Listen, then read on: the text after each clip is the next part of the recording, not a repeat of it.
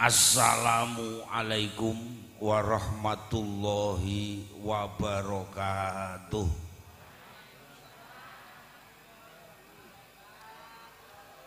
Alhamdulillah, alhamdulillahi rabbil alamin, walhamdulillahilladzi wahabana bil azwaji wal banin, walhamdulillahilladzi nawwara qulubana bi'ulumil alimin.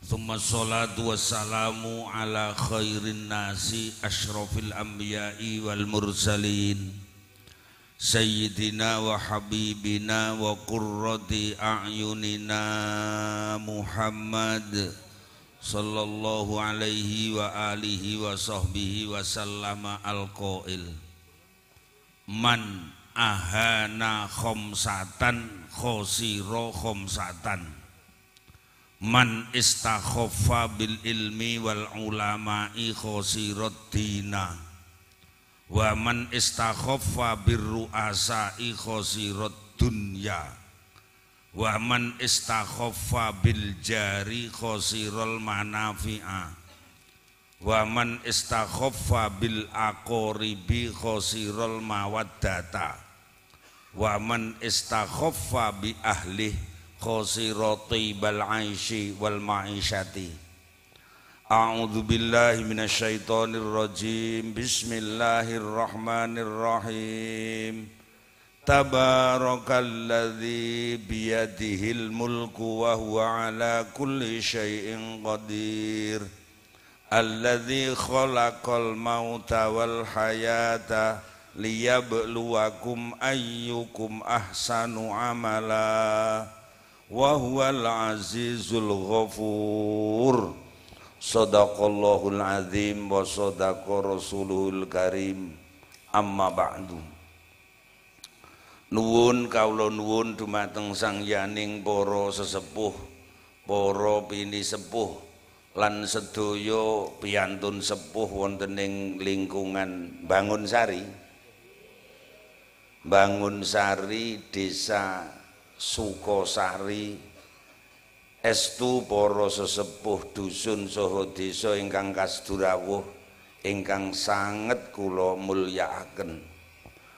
Bektos kula, hormat kula, ta'zim kula, ikram kula ugi kula aturaken dumateng sedaya para yai, para alim, para ustad, sederek-sederek imam lan sedaya pangarsa agami, khususipun panjenenganipun Mbah Mudin Sukosari, estu para pangarsa agami ingkang sanget kawula hormati. Mboten kata lumpen pangembating praja pimpinan wilayah Desa Sukosari, Mbah Lurah sekalian garwa, Mbah Carik sekalian garwa lan sedaya perangkat Desa Sukosari, khususipun Mbah Wo Bangunsari, estu sedaya perangkat desa ingkang kita taati sareng-sareng. Kanca-kanca saking forum komunikasi pimpinan Kecamatan Babatan, Bu Camat ingkang sampun kundur mergi wonten kegiatan lain, dipun wakili panjenenganipun Pak Sekcam Babatan ingkang sanget kita tresnani, Pak Kapolsek, Pak Dan Ramil, Pak Babinsa, Pak Babin Kantipmas, dan seluruh pejabat yang ada di Kecamatan Babatan ingkang kita taati sareng-sareng. Konco-konco panitia khususipun adik-adik Karang Taruna yang berkumpul dalam organisasi jenenge Laliau Bangun Karya. Adik-adik Karang Taruna Bangun Karya Bangunsari mriki ingkang saya muliakan dan kula tresnani.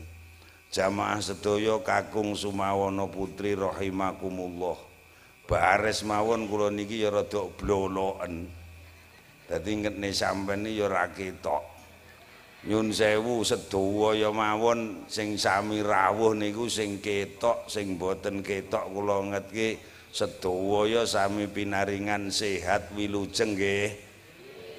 Alhamdulillahi Rabbil Alamin. Sedaya mawon pun sami kesel, pun sami ngantuk nggih. Dereng. Wong urip ki lek yahene iki rung krasa kesel, rung krasa ngantuk niku biasane enten masalah. Mbok menawi enten perkawis sing sajake marai angel turu, kula dongake ndang oleh makhrajan dalan medal diparingi slamet rahayu wilujeng. Amin. Allahumma amin. Sing penting Mbah Lurah dalu niki nggo sareng-sareng nata niat donga tasyakuran sing sepisan niat mengeti dinten lairipun bangsa Indonesia, dinten kamardikan ingkang kaping 18. Mugi-mugi mundhak makmur padha slamet kabeh. Amin.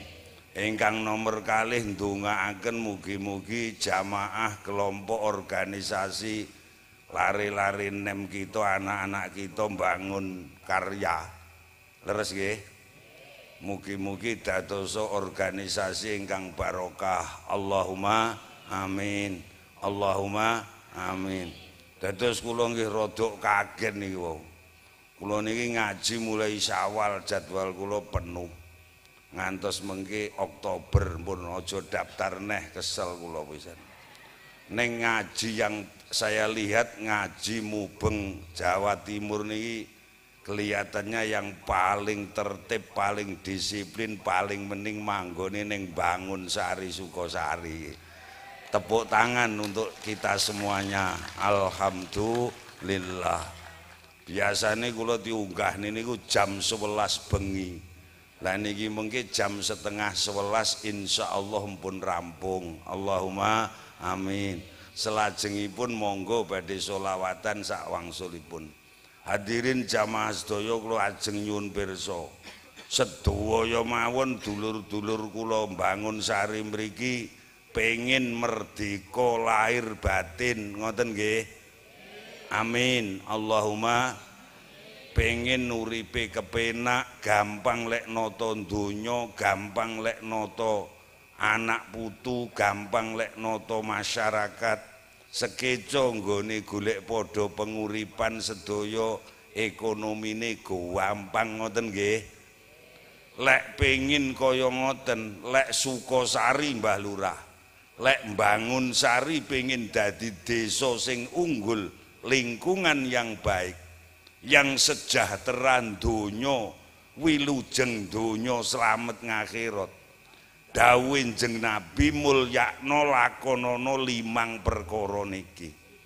Sinten mawon wonge sing iso mulyake 5 perkara sing ajeng kula aturke, sing niki dawuh Kanjeng Nabi, ditanggung kalian Gusti Allah, insyaallah jaya unggul donya, wilujeng akhirat. Allahumma Allahumma. Muga-muga ratan mengitan ki rada ombo didik ngono ya. Allahumma sholli ala Muhammad. Kula ajeng tekon bares mawon cara dulur kula Bangun Sari mriki. Agama niku perkawis penting napa mboten? Iman niku penting napa mboten? Alhamdulillah. Ngono ki ya kur ning cangkem tok apa teko ati. Nyun sewu, kula niki masih iki nyapa to kok diwawahi iki. Dik sound system. Saya turun sekali lagi lek sampean wae lagi karena sound system sampean wis penak. Dikembalikan seperti sebelumnya. Kula krasa kok. Jadi sampean semakin neker kula medun saestu mengki. Pun diwahi malih. Assalamualaikum. Tak jalukne pendapat lho tukang son tokormo jeker ae. Son sistem niki wae pun sekuweca nggih. Sok-sok wah kula krasa marai gak penak ganggu. Ngoten lho nggih. Lek kurang gayan jaluk jajan kae mangan kek turu. Wah. Assalamualaikum. Assalamualaikum. Kula ajeng tekon kabeh mawon pengen urip makmur, penak ten donya, wilujeng akhirat nggih. Lek pengin kaya ngoten dawuh Jeng Nabi 5 perkara nggo dipentingke dilakoni bareng-bareng. Allahumma sing nomor setunggal kula tekokke lek cara wong mriki iman agama niku penting napa mboten? Alhamdulillah.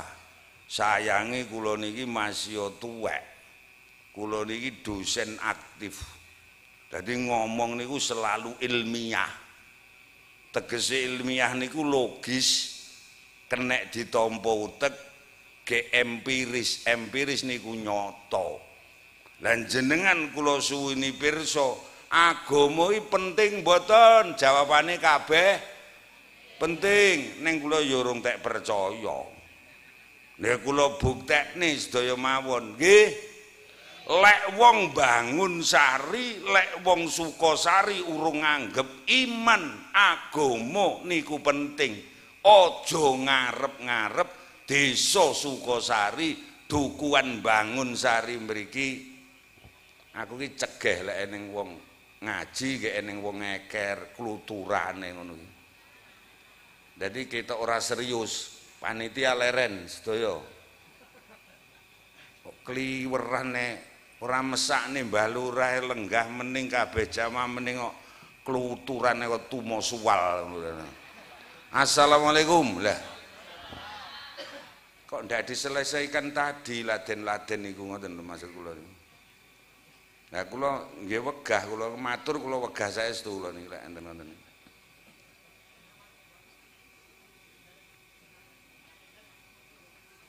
Berhasil tidak niku terserah panitia. Lek panitiane maune mangan-mangane terus ngoten nggih monggo. Kono kek ngene lho sekerek. Kok ndak teklek lho sikilmu ngasur. Ah ngono ya. Assalamualaikum. Lah kok nambah dosa. Assalamualaikum. Ya Allah, janji arep matur mesti digodho, janji arep matur digodho. Nggih mboten? Nyun sewu. Assalamualaikum. Kula ajeng nyuwun pirsa, iman agama penting nggih. Kula buktekne teng Sukosari mriki, teng Bangunsari mriki, nggih enten Bapak Ibu jamaah sedaya bangunan jenenge masjid. Ngoten nggih enten. Enten. Jawaben to yu enten. Musala langgar ngoten nggih enten. Kasanun matane ora picek. Mulai bayi soboku Sukosari khususnya Bangunsari. Lek ning daerah mriki ning Sukosari mriki masjid pating clenuk. Nggih mboten? Musala langgar mawon pating tlecek ben RT. Alhamdulillah. Ke bangunane kula delok yo mening-mening. Alhamdulillah. Ora penting, sing penting tak tekokne sampean ya tau nyang. Alhamdulillah. Lek wong Bangunsari dulur-dulur kula Sukosari Bangunsari mriki urung mentingke perkara masjid, perkara langgar musala, urung mentingke agama, urung mentingke iman. Aja ngarep-ngarep desa mriki niki dadi desa sing unggul, sing makmur apa neh slamet. Gek jenengan sedaya kabeh wis mentingke iman, wis mentingke masjid, insyaallah Mbah Lurah saya dangu, saya makmur, saya ngrembaka, saya mencorong. Allahumma amin. Allahumma gek nyun sewu, masjid-masjid, musola-musola, langgar-langgar sak Sukosari mriki niki lek wayahe ajeng salat fardu ngoten nika nggih ngumandang adzan ngoten. Saestu to? Di speaker buanter ngoten. Kuwi jenengan ya bodho mireng. Wong kene jane kupinge ya bodho ndak lara nggih. Nyun sewu ya kur krungu tok napa terus teko.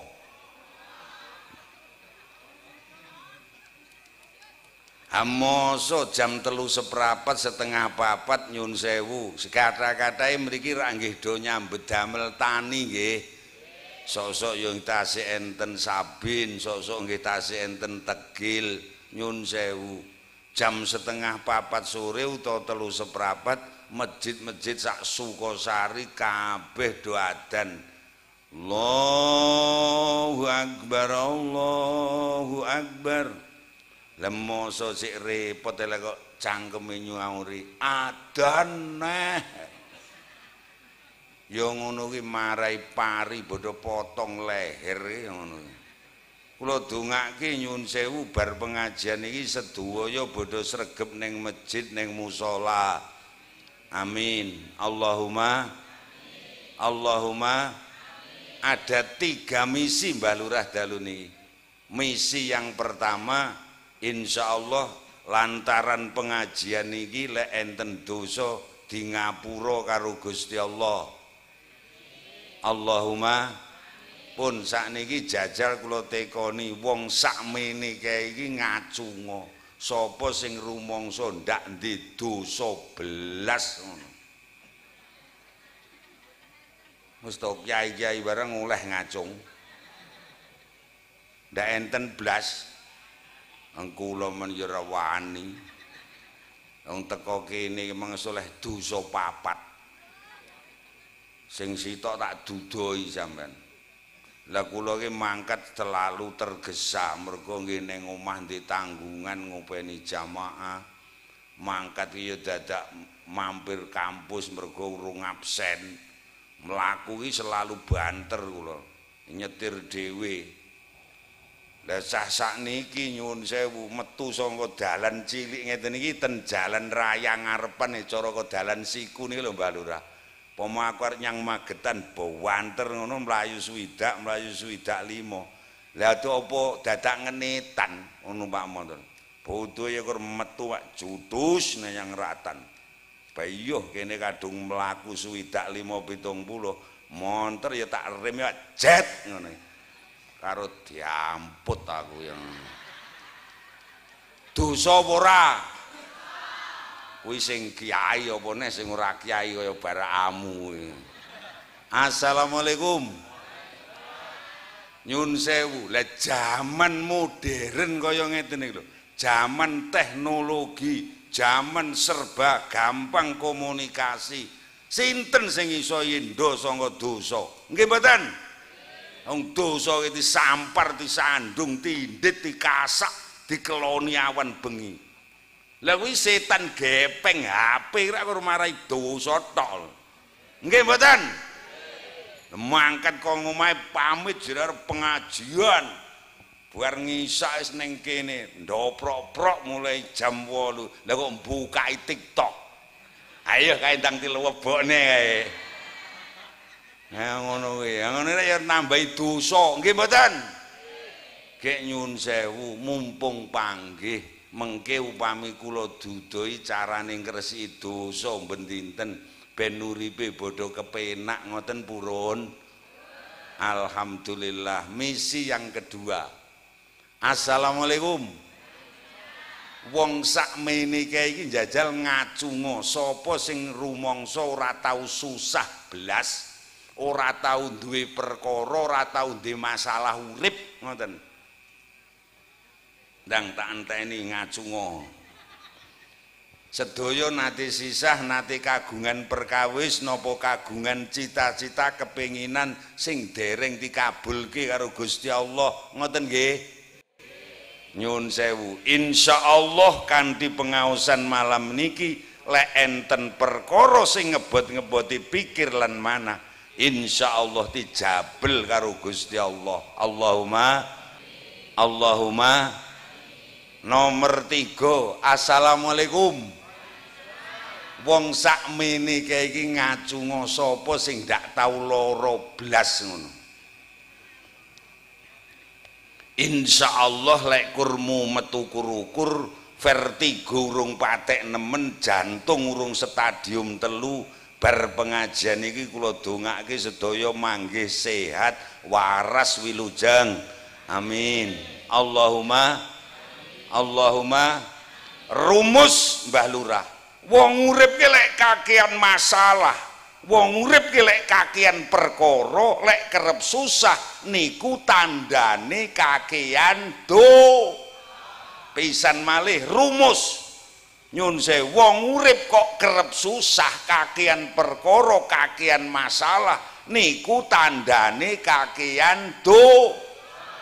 Upama lho kula dudoi carane ngresiki dosa ben dinten ben uripe padha kepenak. Ben aja kakean masalah ngoten purun kanten nggih.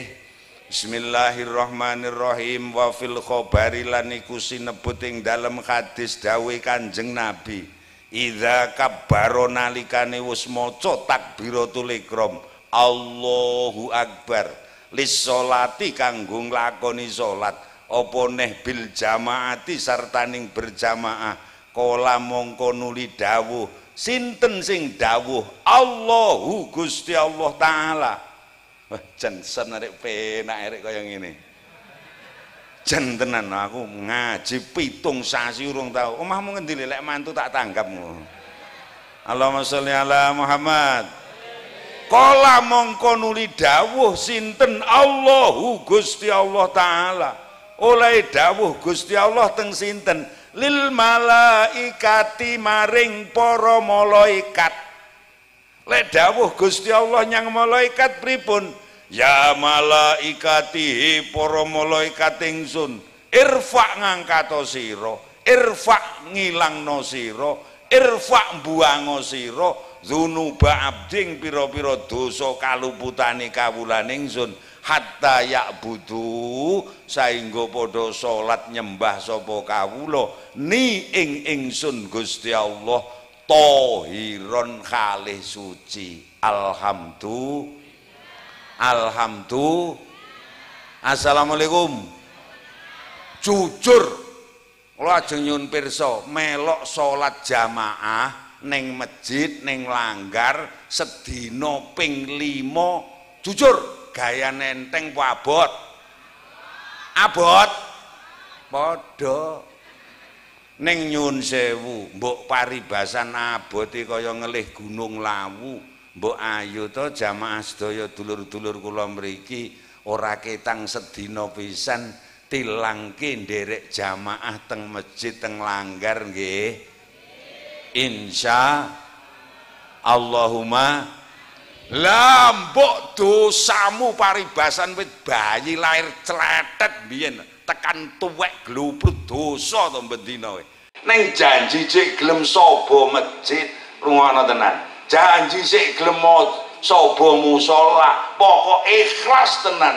Awake dhewe dandani iman ten kene Gusti Allah. Dosane awake dhewe di ngapura karo Gusti Allahumma. Lah ramenak ki piye lho? Nggih mboten? Nggih mboten? Nyun sewu, nyun ngapunten. Kabaro niku maca takbiratul ihram nalikane wis umpama ngisak wau kula nderek jamaah ning masjid Istiqomah kene lagi usolli fardhul isya'i arba'a raka'atin mustaqbilal kiblati imaman dadi imam utawa makmuman dadi makmum lillahi amung krono Allah Ta'ala.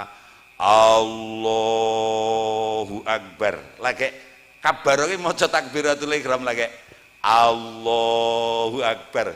Gusti Allah langsung bengoki malaikat to. Hei malaikat ingsun. Jawaben toyem aja ndomblong kowe. Ben aja ngantuk. Hei malaikat ingsun. Kalau kasanun capan Dewatu Melarak sak bolone wong bangun sari salat ngisak jamaah. Dosane kasanun sing gadel mulai dramaan tekan bun-bunan wit bayek tekan tuwek kae irfa angkatan guaan yang langit.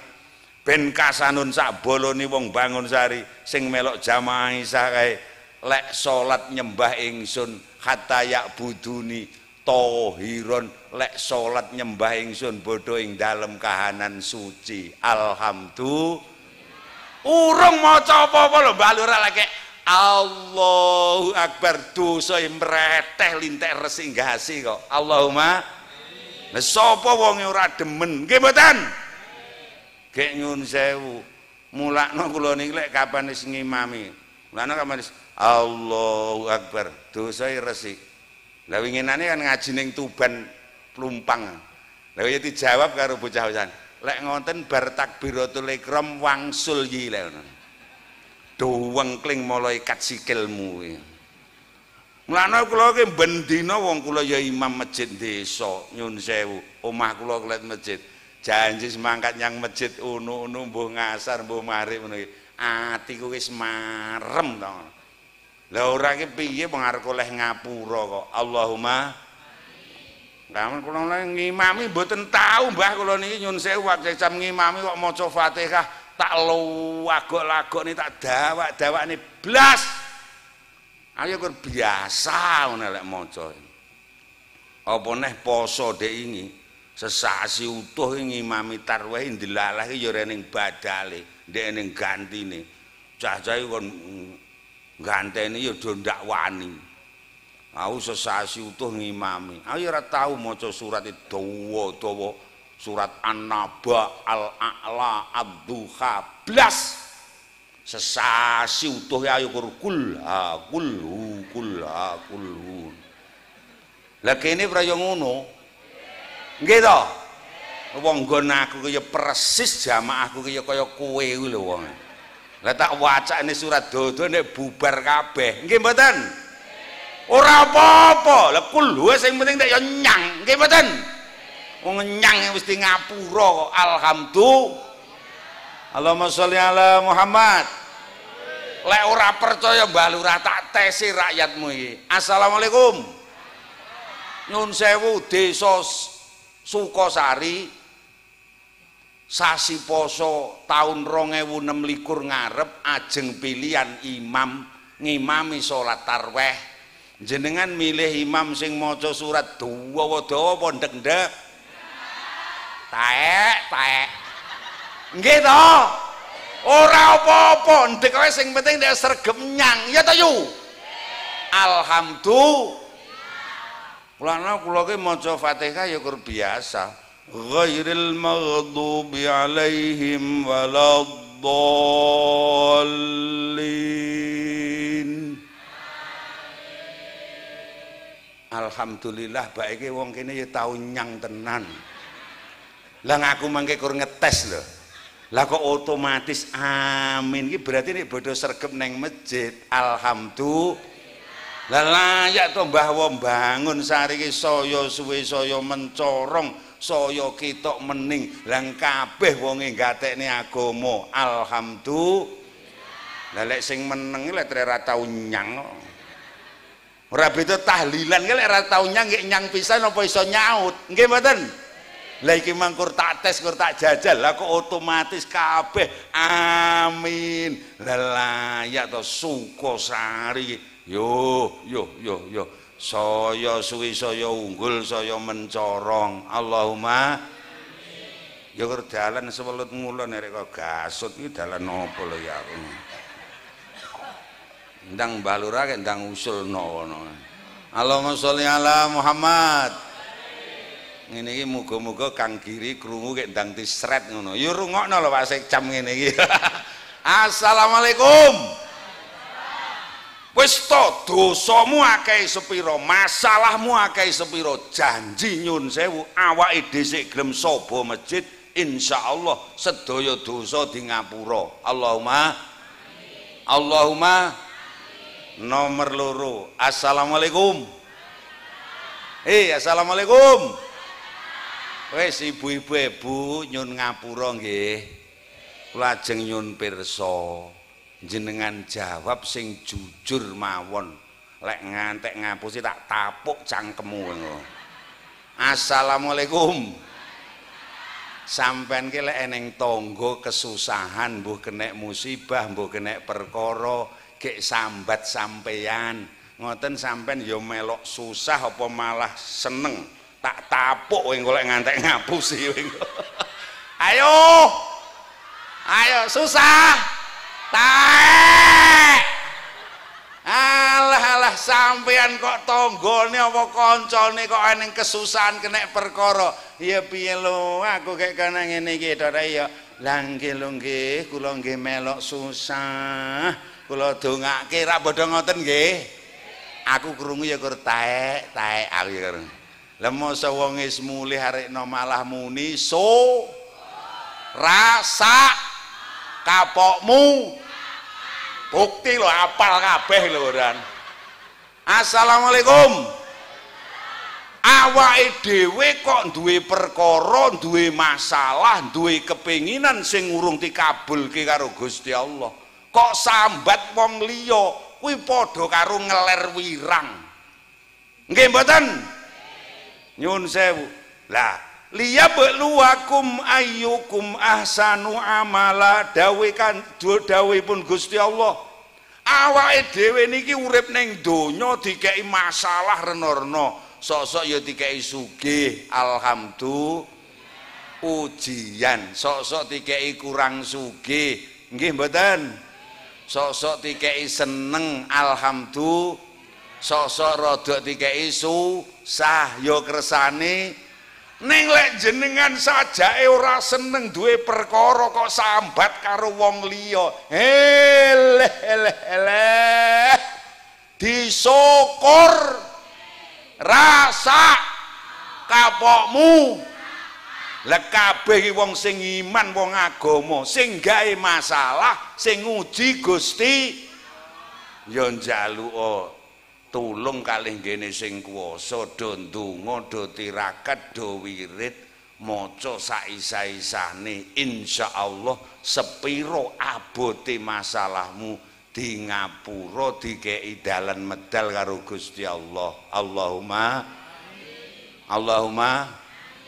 ana apa sira susah kranten napa panjenengan gresah wong Gusti Allah Maha. Jane lambene ya iso kabeh.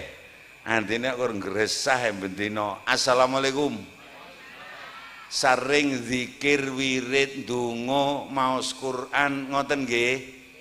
Alhamdulillah. Lek ndek masalah lapura karo Gusti Allah. Bismillahirrahmanirrahim. Assalamualaikum. Wong sakmene iki ngacunga, sapa sing rumangsa nyun sewu ndak hafal Fatihah. Sedaya mawon sami hafal surat Fatihah nggih.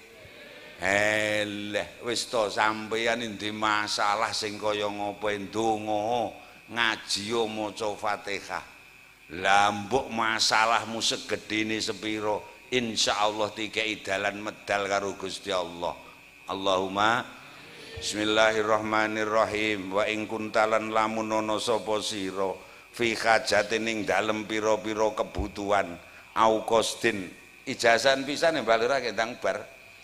Wa ing kuntalan lamun ana sapa sira fi hajatin ing dalem pira-pira kebutuhan au qasdin utawa sejo kabirin kang gedhe wa ngadimin lan kang agung fakro mongko maca sira Fatihatal kitab ing Fatihah kitab Al-Qur'an ya surat Fatihah oleh maca ping pira yi kathiron kelawan akeh ping pinten yi ndelok kebutuhan ben dinten bar salat fardhu jenengan maos Fatihah ping 3 ndongakne anak putumu dawuh ulama. Kok tinggalo mati ora bakal kekurangan apa-apa anak putumu, dicukupi karo Gusti Allah. Allahumma sajake rada gedhi ya ping 7, lek sajake rada gedhi neh ya ping 21, lek sajake rada gedhi neh ya ping 49, lek sajake rada abot ya ping 77, lek sajake pul-pulan sampean wis susah tenan ora kuat nyangga ya ping 99. Wa idza wasal talan lamun tumeka sapa sira ila ayati maring ayat iya kana munging panjenengan nak budu kula nyembah wa iya kalan namung ing panjenengan nastainu kula nyuwun pitulung fakarir mongko bulan balenana sapa sira salasan ing ping 3. Nyuwun sewu di masalah-masalah gede-gede kuwi bengi salat hajat 2 rakaat, salat tahajud 2 rakaat, madhep ngulon maca Fatihah. Nyun sewu, engko lek teko iya kana budu wa iya kana stain di bulan baleni ping 3 iya kana budu wa iya kana stain. Iya kana budu wa iya kana stain. Iya kana budu wa iya kana stain. Kek karo batin. Duh Gusti kula panjenengan paringi ngeten. Duh Gusti kula panjenengan dalaken saking perkawis ingkang ageng ngeten. Insyaallah famakbulun den tampa biidznillahi kelawan idzining Gusti Allah. Allahumma nate sisa, nate kagungan perkawis, nate kagungan cita-cita kepinginan sing dereng kabul. Aja kok dudohke wong, sampean ndek cita-cita kok malah dudoh yang tangga, paribasan tak parah tak omongi. Yo pelem kuwi engko bengi arep tak erah. Kok omongne tanggamu tidisiki kowe. Nggih mboten? Nggih. Nyun sewu lek sampean duwe kepenginan njaluk-njaluka ning Gusti Allah, demo ning Gusti Allah. Carane monggo terserah. Ing antawisipun setunggal sampun kula aturaken. Eneng masalah napa mawon. Asalah sing gedhe ya sing cilik. Awake dhewe rasah bingung demawon nggih. Oi. Apa ora krungu to wong kene? Aku sak urip meh 70 tahun. Kula iki kenek masalah perkara paling gedhe niku pisan. Wis urung tau aku perkara. Kula niki mah nyun sewu Mbah Lurah. Nate disidik, nate dipanggil Reskrim KPK. Tuduhan korupsi. Pengadaan tanah desa Pintu Kecamatan Jenangan. Zaman semonten kula niki wakil rektor 2 ndampingi Profesor Maryam almarhum. Karena jabatan kula niku oleh tugas kon negara kon golek lemah minimal 10 hektar. Oleh 12 hektar ning desa Pintu. Roh ora kaya saiki dadi bangunan. Wis nggih. Saiki win kampus. Nyun sewu. Nah kula niki PPHP lho Pak, pejabat penerima hasil pekerjaan. Jadi lek ora tak tanda tangani sing adol lemah niku ora iso nampa bayar. Ya tak tanda tangani erek-erek. Diampun jaran.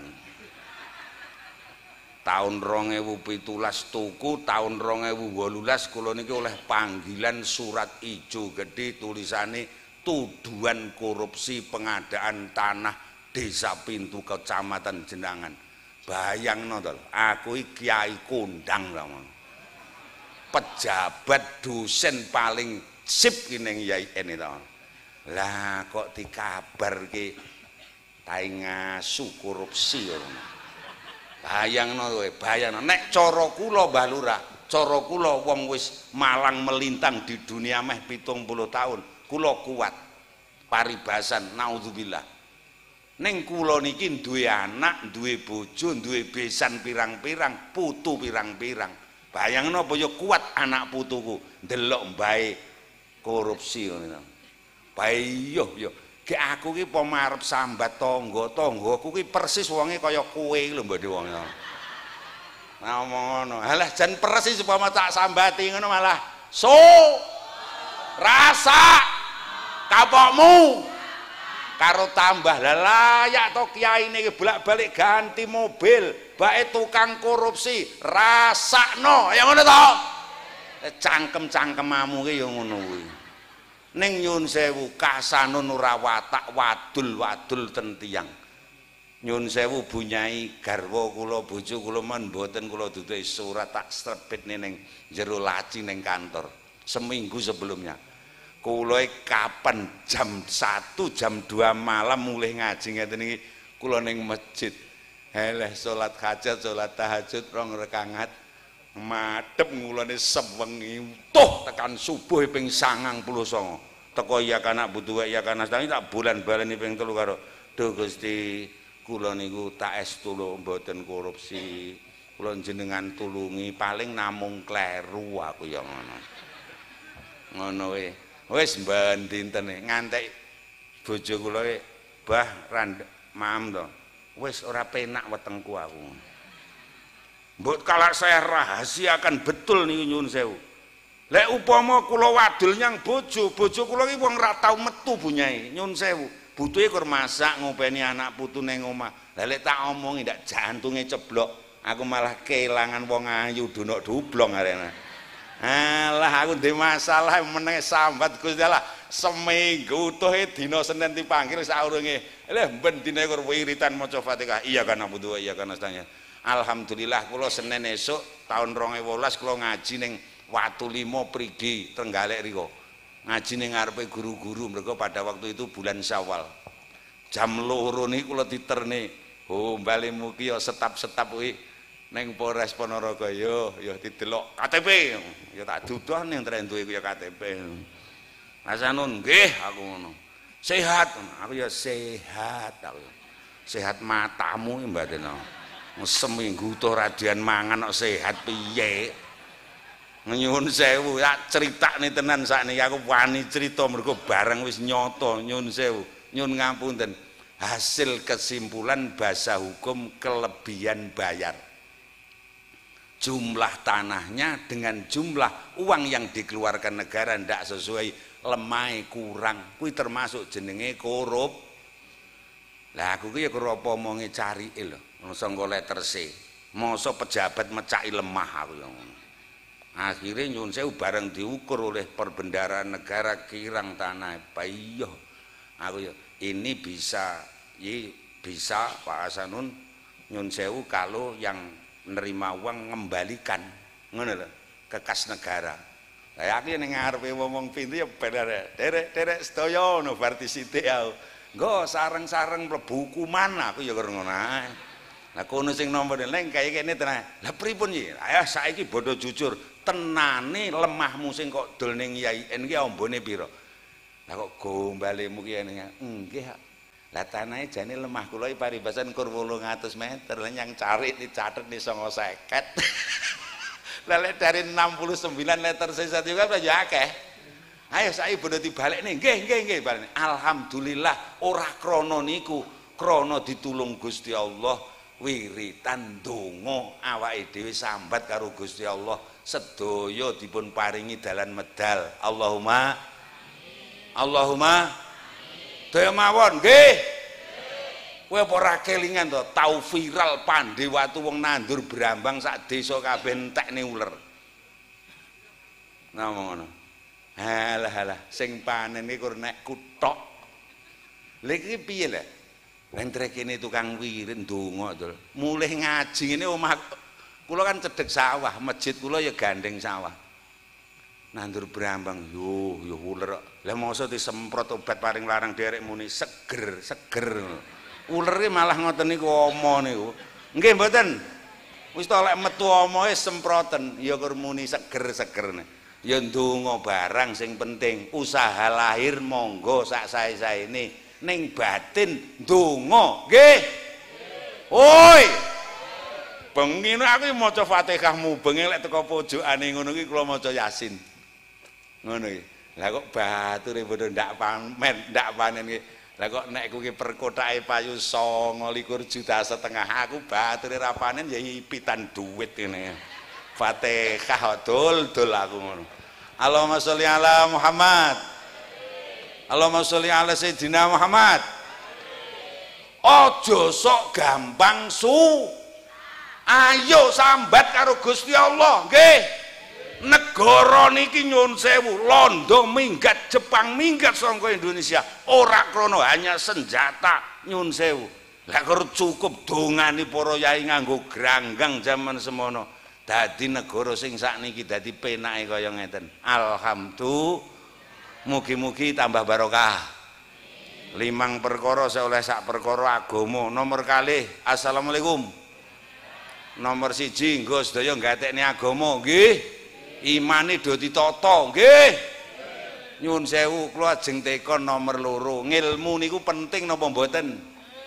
wong tukang mulang ilmu, Pak Ustad, Pak Guru, Pak Yai, wong sepuh-sepuh sing nularke tata krama, Mbah Mudin selalu pangarsa agama. Tiang penting napa mboten? Oi. Ngilmu penting mboten? Madrasah wong mulang madrasah, sekolah wong mulang ning sekolahan, Mbah Yai wong sepuh-sepuh sing nularke tata krama, Mbah Mudin selalu pimpinan agama, penting napa mboten? Ya wis to jawab apa sing seru. Kula ya kudu dibuktekne. Assalamualaikum. Lek wong bangun sari urung nganggep ngilmu tata krama karo wong sing mulang ilmu, sing mulang tata krama penting karo wong mulang agama penting. Aja kok arep-arep desa kene dadi desa sing makmur apa neh slamet. Assalamualaikum. Mriki nggih enten pejabat jenenge Mudin, ngoten nggih enten. Enten. Mriki sok-sok nggih enten wong mati ngoten. Enten nyun sewu mriki lek enten wong sedo ngoten sing ngurusi nggih Mbah Mudin. Alhamdulillah. Berarti niku ya wong penting no. Lah lek desa sing ora cetha Mbah Lurah, ya saya jelaskan Mbah Lurah. Ngeten. Jabatan kepala desa, jabatan sekretaris desa kalau dusu lurah cari di bawahnya ada kami tua, ada Jogoboyo, ada Jogowaluyo, ada Joko Tirto. Itu jabatan yang diturunkan dari pemerintah Belanda. Jujur mawon, satu-satunya jabatan nyun sewu sing diparingke karo kiai karo wali zaman Joma Jujo madheke tanah Jawa, yaitu pimpinan agama. Lek mbiyen lek ngarani sing bener Imamuddin. Imamun niku pemimpin, din ki agama. Gek wong kene ngarani Rak Mudin, ngoten mawon nggih. Niku nyun sewu jabatan sakral, jabatan medeni kita mono. Mula wong kok ngantek nyepelekne apa neh Geting Mudin, ngati-ati didhisikne kowe calone. Ngati-ati aku ora kenal Mudine sapa ora genah. Nyun sewu ning sedaya mawon, nggih. Nggih. Nyun sewu, lah mosok krungu siaran innalillahi wa inna ilaihi rajiun. Lah mosok ngaturi Mbah Mudin iki. Lah kok trimo kathokan cekak karo kaosan singlet. Den gayamu teko. Wah kewalet ndasmu kowe. Jenenge randi adab, randi tata krama. Sedaya mawon, nggih. Lah lek ora iso ngaturi Mudin ya diwarahi karo Kiai Kasanun. Sarungan pocrononan sing mening klamben sing mening syukur lek kopiahan. Nyun sewu Mbah Mudin kawula dipun utus lingkungan Sisuta Sinaya kapundhut kaliyan ingkang Maha Kuwasa Gusti Allah Subhanahu wa taala. Panjenengan kasuwun lingkungan ngrukti mayit sak cekapipun. Penak napa mboten? Gek nyun sewu lho Mbah Mudin iki wau dibetani ses kalih. Ora kok ora ning rokoke ngene iki. Aku iki ngomongne ngaturi Mudin. Wis mang wis dikeki aku. Assalamualaikum. Assalamualaikum. Penak napa mboten ngaturi ngurmati pemimpin agama ngoten niku? Nyuwun sewu, kula niki hobine kan ngeterni mayit nganti teko nalkin karing baturi Mudin. Lah mosok cah nom-nom iki lho, rungokne Karang Taruna Bangun Karya. Karo ngangkat pandosa ngono kan diingrene karo mulih. Ya Den kancanana pisan jarene. Wah kualan ndasmu wae didhisikne calone. Allahumma sholli ala Muhammad. Ten lingkungan mriki tasih enten wong sepuh-sepuh, Mbah Yai, ngoten tasih enten. Lek mriki jek ening wong sepuh, lek mriki jek ening Pak Yai, lek mriki jek ening Ustad. Hormatono, mulyakno, paling ora sungkanono. Sedaya mawon, nggih. Nggih. Bares mawon. Assalamualaikum. Nyun sewu, wong Bangun Sari kene iki khususe umume Sukosari, poso pungkur iki kabeh ya padha poso ngono. Aja mesam-mesem wong lanang tak tekoni tenan ya. Poso pungkur iki nyun sewu wong Bangun Sari khususe wong lanang-lanang kuwi ya padha puasa kabeh ngoten. Alhamdulillah poso ora urus aku. ning urusan sampeyan dhewe kalian sing kuwasa Gusti Allah. Nggih. Nggih. Neng lek kepeksa mergo nyambut gawe abot ge ora kuat poso, tak omongi. Lek kene jek eneng kiai, jek eneng wong sepuh-sepuh, cangkemmu lek poso aja ngrokok mangan turun dalan. Krungu ora aku omong ngene buran. Mireng poso ora ke urusan sampean karo sing kuwasa, nggih. Neng lek kepeksa urung iso nglakoni mergo nyambut gawe abot nyun tulung. Lek jek eneng kiai, jek eneng wong tuwa lho sungkan ana. Kowe lek mangan nang rokok ndelika. Nggih. Nyapa tre wis tak niati. Oh, padha karo nantang Gusti Allah. Urip ra barokah, lingkungan ora dadi tentrem. Kula dongake sedaya mawon bodho iso ngurmati kalih ilmu kalih sing ngelarne nyun sewu tata krama adab pakerti sedaya mawon. Nggih. Mugi-mugi tambah barokah. Amin. Allahumma. Wong mriki putrane ya bodho ti madrasah ni, ti sekolah ni, TPQ ngoten lek sore nggih. Nyun sewu nggih enten ustate. Nggih enten sing mulang. Nggih dibayar.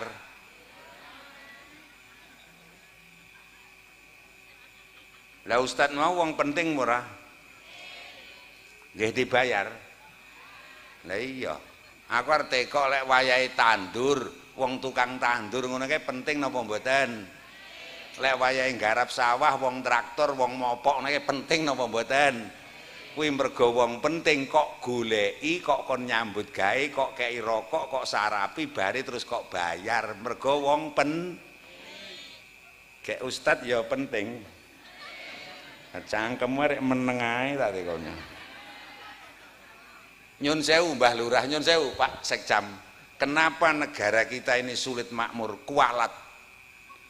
Tak akoni kualat. Wis tak dudoi tenan sampean. Wis to merasakan betul kualat nih. Hasil penelitian. Nyun sewu niki hasil penelitian tak kabari sampean. Bumi ayo bocah cilik cah telu iki aja mlebu metu terus iki ngadek mangi. Diulang ya. Bermandek ning kono. Assalamualaikum. Marai jamaah ngetne kowe rak nyun sewu keluar ngomong penting. Assalamualaikum. Hasil penelitian bumi lemah se-Asia Tenggara niki sing paling subur manggone ning negara Indonesia. Khususnya Pulau Jawa. Pulau Jawa iki lah mbok kok tanduri ngantek pirang atus tahun ngantek kiamat to. Nyun sewu apa neh tidak terlalu banyak pupuk kimia, ora bakal entek kesuburane. Percaya karo ora karemu niku hasil penelitian. Beda karo Sumatera, Kalimantan pun beda adoh. Nyun sewu. Nyun sewu. Hasil penelitian yang kedua, wong sing cerdas-cerdas se-Asia Tenggara iki, aku ora ngomongne wong pinter lho. Wong iki jadi sekolah suwe pinter. Ning sing cerdas niku manggone ten negarane awake dhewe ning negara Indonesia, khususnya ning Pulau Jawa. Kok dikei kesempatan sekolah apa ning yang luar negeri, wong Pulau Jawa dadi wong pinter-pinter. Alhamdulillah. Teori Mbah Lurah lek bumine subur, gek wonge pinter-pinter, kudune uripe makmur, golek kerjaan penak. Ngoten nggih? Gek nyatane piye? Angel kualat kowe, lah kowe nyepelekne kiai, nyepelekne ustad, guru ra dibayar blas, ben sore lek salah titik dipaido. Nggih mboten? Nyun sewu, saya bandingkan. Kira-kira 15 tahun yang lalu kula penelitian kalih kanca-kanca dosen YIN di Kuala Lumpur, teng Malaysia. Beberapa dosen lah, satu motor mabur. Pun kula mbiyen ning pondok ndi kanca iki jan pinter cahya cerdas. Ning nasibe ora pate apik. Mergo nasibe ora pate apik terus kerja ten Malaysia. Lah ngerti nek kula niki ajeng penelitian mriku kabar-kabar ngoten, terus dhek iki mapak aku ning bandara ning KL ning Kuala Lumpur.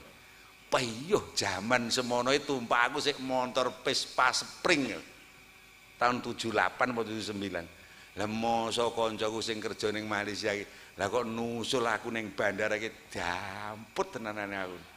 Lah kok engko sedan iki jan apik tenan. Aku urung roh jenenge Pak Tamono. Aku ya penasaran ora lho. Kowe iki gayamu apa ning kene? Mobilmu apik men. Tak pikir dhewe hakim to dosen kaya aku. Lah kok jawabane jan gregen tenan. Apa lho Nun, aku iki lek ning kene gayaku sore iki mulang diniyah lek cara Indonesia ya mulang Quran ngaji sore.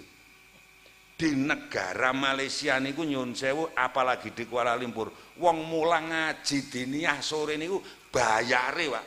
Nggih mangan nggih kebutuhan cukup kepara turah.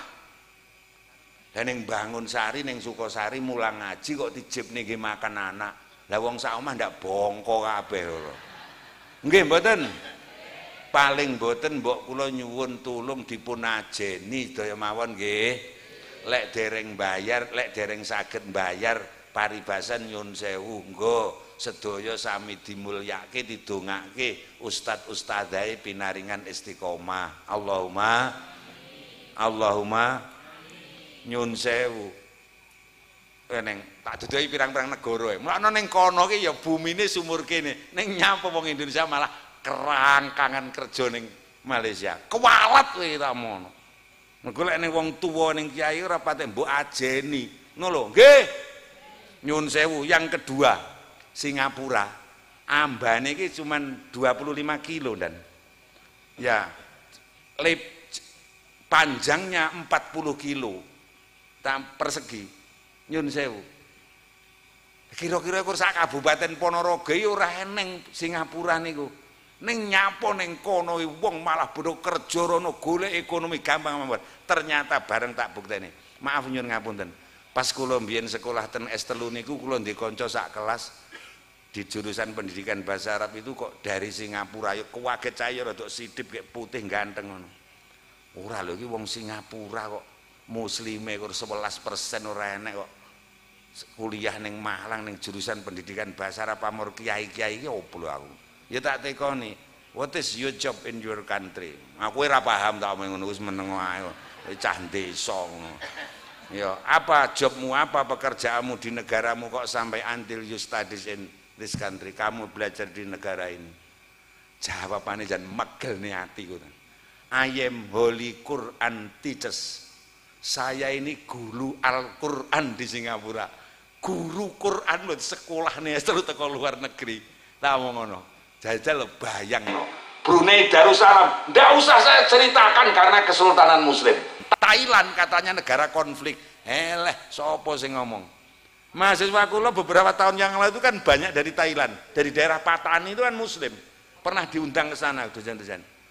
Neng kono iki mboten nenten ya kiai sekelas imam masjid apa neh guru madrasah ngono kok numpak Avanza. Apa neh Honda Grand. Apa neh numpak motor Alfa.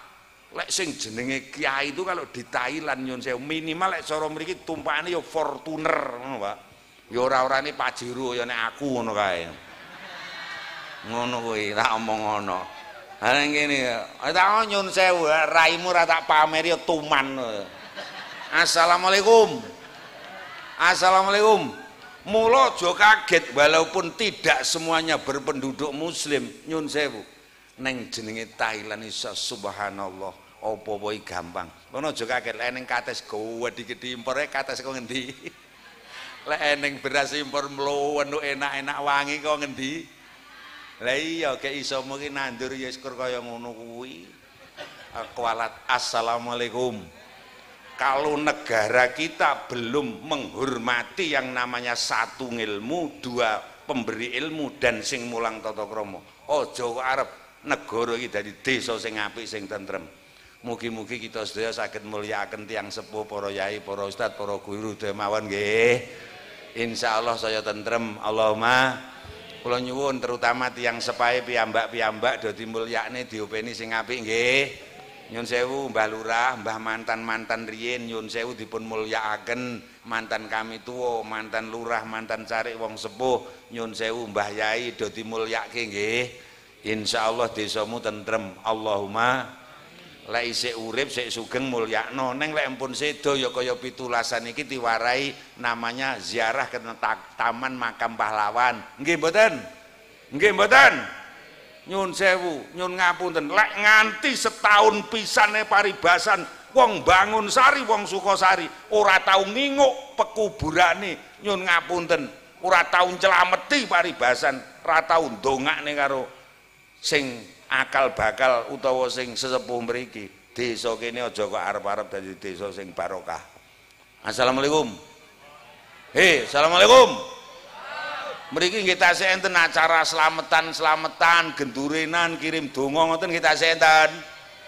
Tahlilan, fidaan, zikiran, kintun donga nggih tasih wonten. Fatihahan bar salat nggih tasih wonten. Mening terusno kowe. Nggih. Nyun sewu, Bu. Lek cara mriki arep poso arep bodho nggih tasih enten slametan megengan ngoten. Bodho gawe ambeng leluhur ngoten nika. Mening terusno. Lah lek setahun pisan nek kowe ra gelem nyelameti wong tuamu, paribasan pahlawane awake dhewe, aja ngarep-ngarep desamu dadi desa sing tentrem, keluargamu apa neh ayem. Nggih. Mosor sewon-sewon ngundang Kiai Kasanun sak santrine, kon yasinan tahlilan meh sewengi utuh. Mosor damar tidukne ingonane karek soto. Seger ndrasmu ngono. Ha soto lek soto pitik. Lah mosok soto karek soto ndok. Kek ndoke sitoke dicacah dadi 18. Yo aku arep ndonga ya kok awang-awangan ngene.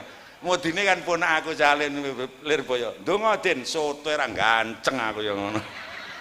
Oh, alah sugi-sugi kaya ngene nyelameti mboke pake. Pahlawane awake dhewe setahun pisan lek iso mboyo mbleh jago. Allahumma. Syukur lek iso mbleh dus. Alhamdulillah. Syukur lek kaulan nyun sewu undangan iso mbleh sapi. Allahumma. Ora bakal melarat kowe saya sugih. Allahumma. Oh manamine gombal soto ae kok. Allahumma sholli ala Muhammad. Demawon nggih. Assalamualaikum. Nyun sewu, wong Bangunsari Sukosari ngriki wong lanang-lanang lek arep poso arep bodo ya bodho enten acara ziarah kubur ngoten. Saestu to? Terusno lek setahun pisan nek ora nginguk kuburane wong tuamu sing cikal akal bakal mriki. Heleh kualat entek warisamu saurunge mantu kowe bodan. Kula dongake mundhak barokah. Allahumma. Lah lek kula ngaes kaya dek winginane ning daerah Sragen sing rada kelas iki bantah.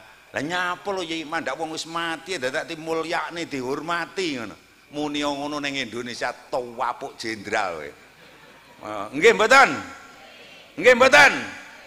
Lah ora ngerti to. Sak kecamatan Babatan iki mbiyen asale alas gledekan gung liwang-liwung, Mbah.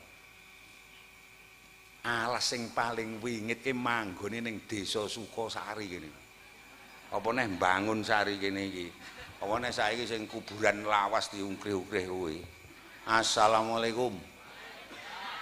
Karo para pini sepuh ya pahlawane awake dhewe sing cikal bakal akal bakal Karangpoman mriki. Jenenge nggone demit ilu-ilu Banaspati Grundung Pringis wewean medon tuyul ki manggone ning dalan ngitan ngulon ngene. Menggok ngalor teko kono kae. Ak dudoi lek aku tuwek ngerti ta. Lah kowe lek mulih sih drekep ndruwo ndasmu lho ta. Karo para pini sepuh mriki mbiyen sing cikal bakal akal Karangpoman mriki nyuwun sewu. Ditirakati Mbah Lurah. Dipasani, dislameti, didongani, disuwunke kalih nggene Gusti Allah. Nuli dibabat. Saiki dadi Karangpoman sak Sukosari termasuk Bali desa ngampek teko kulon kono kae. Nyun sewu. Resik demit ilu-ilu Banaspati Glundung Pringis wewean medon demit kabeh minggat resik saka Bangunsari Sukosari.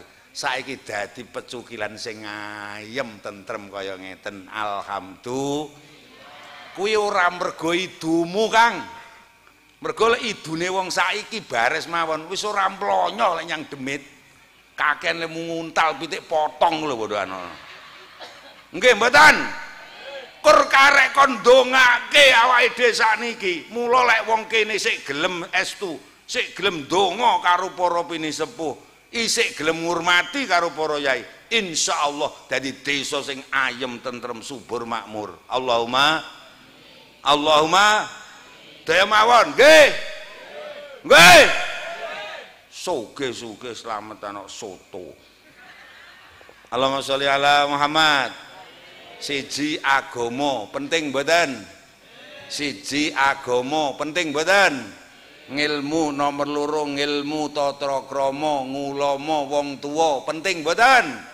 Lek penting nggo padha dilakoni. Allahumma pengin tambah tentrem ning rejo ning ayem nggih. Assalamualaikum. Mudah-mudahan Bangun Sari khususnya Sukosari dadi desa sing tentrem. Allahumma tentrem ning rejo, ayo rejo ning tentrem ning dawuh Jeng Nabi bismillahirrahmanirrahim man sapane wong istakhofa ngremehake sapa wong bil jari lawan tangga teparu khosira mongko rugi sapa wong al manafia ing mekuleh pira-pira kemanfaatan. Assalamualaikum. Pengen rejo gek tentrem nggih. Kula ajeng teko tangga teparu ku lho, tangga-tangga ngono ku lho. Kuwi wong penting napa mboten? Pisan kas tangga iki penting napa mboten? Lek wong mriki urung iso ngurmati, urung iso mulyakne, urung iso rukun karo tangga teparu, aja kok arep-arep ngantek ning acara kaya ngeten. Ning kula yakin Mbak Lurah, sak lingkungan iso ngesekne acara niki rak rejo, nggih mboten? Neng tentrem neng nyun sewu. Syarate nggur sitok awake dhewe ayu padha apik mulyake tangga teparu. Gek kula nyuwun pirsa, tangga niku penting napa mboten?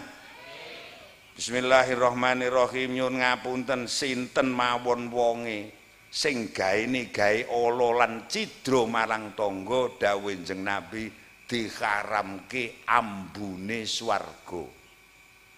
Mula nggo sami sing rukun nggih. Tangga niku penting. Leres nalika lair sing jagong ayu muni tangga gek mulih. Nalika lair sing jagong dadi cah cilik ngrusui, wayah sunatan sing repot, wayah dadi manten sing remek, mati jam 2 bengi sing mendem, lek ndhe roti jamuren ngehno. Kok anggap aku iki guyon masamu? Aku ngomongnya selalu bukti oe. Aku pegal lek ning buktine omong. Assalamualaikum. Tak buktekne omong aku sing keri dhewe. Ibu-ibu niki bodho pungkur malam tebir rak mboten tebir ning masjid to. Ning griya bodho nata meja, nata taplak ngoten nggih. Nata rodong bodho ngisi roti, nyepakne panganan nggih sejaran benjing ngoten nggih. Kene iki ya ning wong gregetne. Wong ya nyang gimana ora tak dudai rita aku wong. Ha mosok karo nata roti lha kok ngomongi anake wedok, "Nduk, sesuk jek bodho sedina, rotine sing apik-apik aja kok tokne sik." Lah kalau wonge ya teka kae wis sama. Ngene iki ya ndak krasa ngene. Lah kok anake wedoke sik kelas 2 aliyah, kelas 2 SMA kan sik utun. Lah teng napa lho Bu wong lek tuku larang-larang nggih badan sesuk. Hus. Sesuk ki sik bodho sedina. Sing sejarah ki sik tangga-tangga cedhek ki lho, ora penting lek ngono. Roti sing apik iki tinggi cepakan dulure awake dhewe kancamu sing sugih-sugih, sing omahe adoh kono. Ben patut. Lek wong Bangun Sari eneng kaya ngono kuwi besok lek mati kon mendem dulure sing adoh kono. Betul? Betul? Lah wong sing nyun sewu, lah wong Bangun Sari kok pameri roti apik ora nggu. Ngantek bodho selawe dina iki lho. Sing dulure adoh bae ndak teko. Roti iki sik utuh plasteran bodho selawe dina, bareng bodho 29 dina dibuka. Lah dalah. Wis pengalaman kabeh. Lah mosok rotine rada tengik lah kok nyepelekne tangga ra duwe. Nyun sewu lho Mbok Dik, gayane dialus-alus. Mpun kirang pangapunten lho. Enten roti rada tengik purun. Ya cekeken dhewe. Ngono kuwi andene apa-apa butuh tangga. Nggih mboten? Mriki nggih tasih enten acara ruwejo, gek ya tentrem-tentrem ya rejo kaya acara mantu ngoten nggih enten. Ya bodho rewang tangga teparu ngoten. Gek ya dikon becek. Gek ya dijak besan. Wesel. Ragat. Nggih mboten? Gek nyun sewu wong ya kur marai kesel marai ragat ae upama tanggamu mantu gek cedheng ngono gek kowe ora diomongi ora diaturi ngono piye ayo ngomong ora apa-apa tak tapuk kowe ngomong lah mosok arep mantu mah kene lho kurang 2 sasi sing geger arek mah kulon kono krungu tanggane arep mantu kurang 2 sasi lah kok ndadak adol dus. Terus nggih tuku ali-ali mletir-mletir ki loro. Yo. Lah bareng teko ndoto mbake ndak diaturi. Ayo kapok kowe. Kapan arep mamerne ali-ali karo muni? Iya teh aku saiki wong ora kanggo. Eleh. Lek kowe pengen rejo ning tentrem, rukun apik karo tangga, nggih. Oi. Nyun sewu bares mawon mriki nggih tasih enten acara rewang-rewangan pirang-pirang dinten ngoten nika. Saestu nggih. Nggih nyun sewu Bu. Mriki niki lek jek eneng wong wedok ki wayu. Bojone wong sugih. Kek sandangan iki ya apik-apik. Kek wong iki disawang ki ya pewenak ngoten. Ngoten niku lek tanggane mantu ngoten ken rewang adang. Mboten. Lah kon rewang apa? Penerima tamu ning ngarep mejeng ngono kae. Weh arek padha karo bojoku. Walah tenan Bunyai Kasanune sing sepisan wonge ya gek ya le. Dasare bojone wong kondang gek ya sugih. Ora eneng wong mantu sedesa nggon aku kok ngaturi nyun sewu Bunyai kula ajeng repot mantu panjenengan kula aturi ken rewang isah-isah ora eneng dul-dul kabeh ngakon penerima tamu ki nomor 1 ning ngarep dhewe weh mangkat nyang mantinane kan bareng aku dasare ya wong sugih to lho mangkat yang mantinane jasan mening aku mlaku ya jejeg ngene iki dasare glendeng nyampung becik aku 2 juta upama pun aku mantu ya mlaku deg-deg ngono lah Bunyai Kasanun budal ya bar teko mantene tak dudohi kursi wis ditata mening karo wong rewang tangga ra duwe-duwe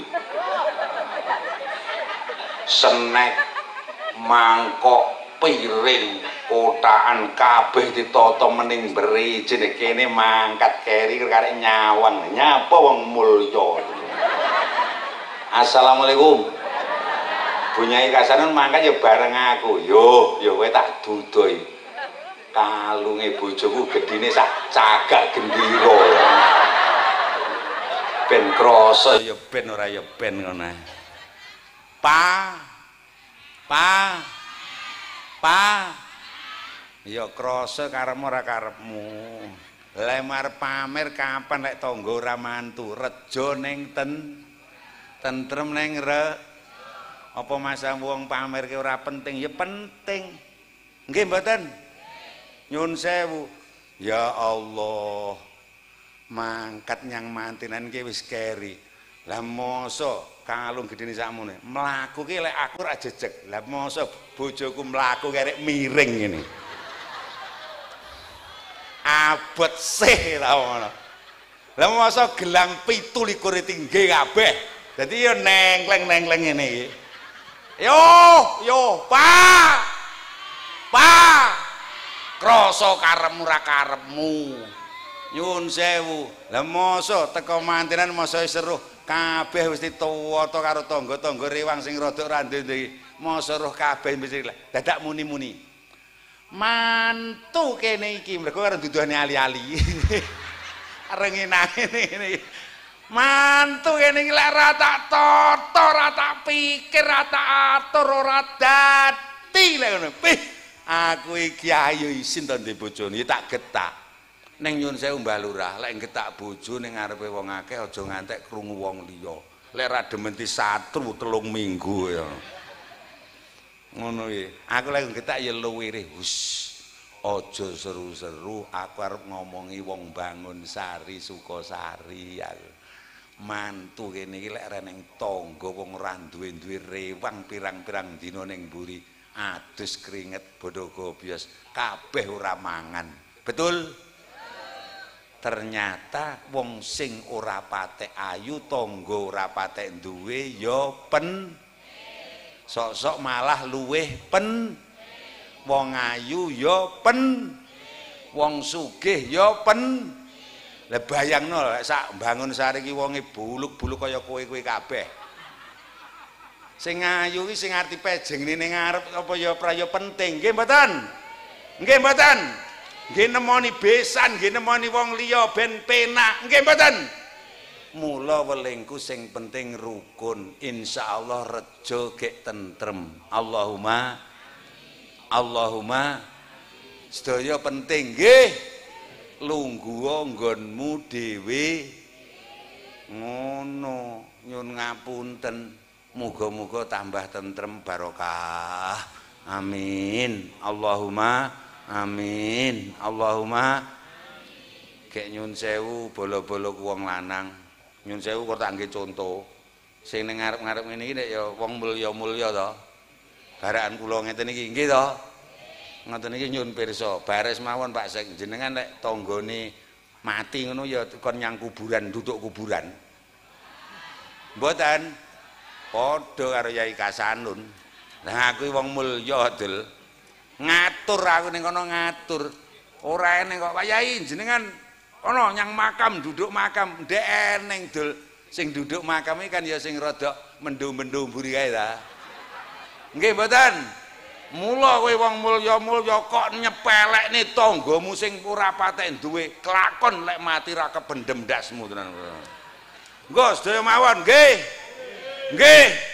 negara awake dhewe niki iso merdika kaya ngeten merga bersatu sedaya mawon nggih kabeh tiyang niku insyaallah dalu niki nyun ngapunten awake dhewe lek kur sepisan dosa di ngapura tasik kemutan nggih carane nggih sedaya masalah dijabel karo Gusti Allah carane kemutan nggih sing nomor 3 lek sampean kur mumet ukur-ukur gek ndang tuwek ndang mati insya Allah iso ditunda sing angkan-angkan mati sesuk sik kurang 3 tahun kas lek kur mumet ukur-ukur bar pengajian iki mari Allahumma syarate melok baiat kalih kula nggo sareng-sareng bismillahirrahmanirrahim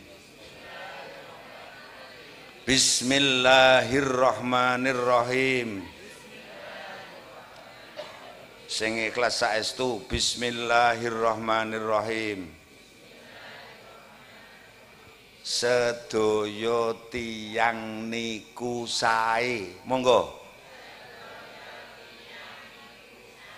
pisan malih sedaya tiyang niku sae pisan kas sedaya alhamdulillah manjenengan lebokne ati gek saiki latihan mingami ngundang sedaya tiyang niku sae. Ya Allah, awake dhewe ora krasa kiwa tengene awake dhewe kabeh wong alhamdulillah. Ayo sedaya tiyang niku wis to sampeyan kok janji ngene wong niku apik ora pegel nyun sewu. Sampeyan ora bakal gampang lara. Allahumma lenenge mumet lek janji wong ngene wonge pegel. Nggih mboten? Padahal wong sak Bangun Sari Sukosari iki tanggamu kabeh tiyang sae wong apik-apik kabeh alhamdulillah Sosok ora apik iki mergo pikire awake dhewe uteke awake dhewe lho sing elek. Aku tak tekoni tak buktekne. Assalamualaikum. Assalamualaikum. Nyang pengajian mangkat sik lungguh ngarep kuwi salah apa bener? Bener. Tiang apik napa tiang elek? Tiang sae. Lah nyapa rek engko kok rasani? Layak to manggon ngarep bayar pamer kudung. Oh, kowe teko ngomah mumet caramu kaya ngono kuwi. Eneng wong apik kok rasani. Assalamualaikum. Tanggamu arep mantu dandan-dandan omah ngecat lawang nambahi teras nglabur sing apik. Salah apa bener? Kuwi wong elek apa wong apik? Lah nyapa kowe rek pegel kek kok rasani? Yo arep mantu dandan kono ki enteke pira? Besok apa ya pulih. Lah pulih ki masamu apa bakul apa piye? Nyun sewu, lek jenengan kapan ngene wong pegel? Woh, tambah mumet tambah ndang tuwek. Ngoten lho nggih. Muga-muga sing rawuh niki sedaya sehat.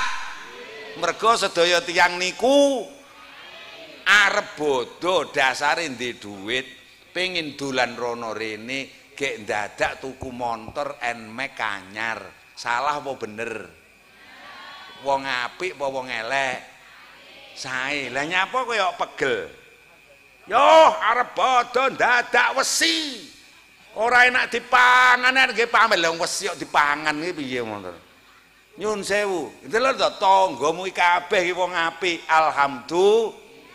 Bojo kula tiyang, anak kula tiyang, tiyang sepah kula tiyang, tangga kula sedaya tiyang.